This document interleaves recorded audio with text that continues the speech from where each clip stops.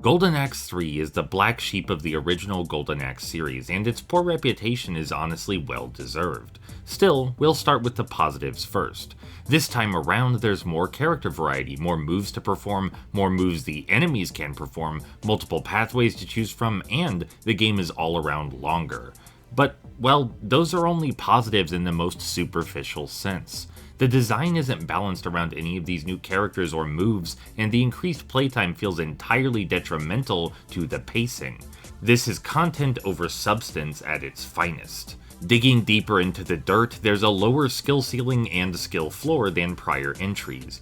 Enemies are terrible at punishing your mistakes, the AI no longer attempts to flank you or counter your plays, and they're so brain dead that they line up on one side of you to get knocked around like bowling pins. Sure, they have more attacks, but the way they use them is stiff and predictable, which removes every ounce of dynamism from the fights.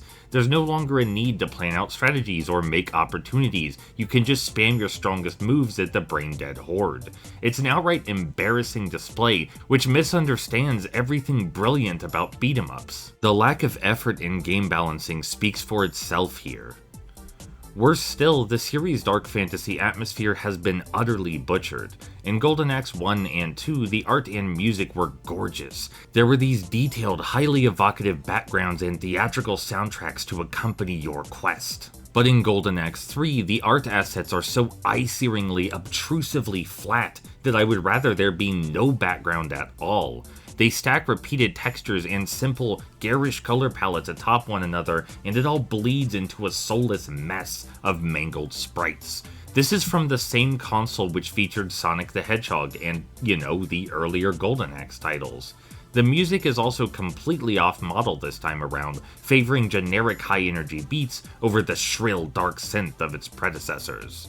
Lastly, even the story is less impactful than prior titles, despite some additional complexity. There are wannabe drama scenes that entirely fail to land due to poor animation work and a supremely stiff script. The dialogue here is so hollow that it should have been cut entirely. I want so desperately to care about any of this, but I cannot, and that's entirely owed to the lack of craftsmanship. Golden Axe 3 has no respect or reverence for its own setting, and fails to craft a consistent tone.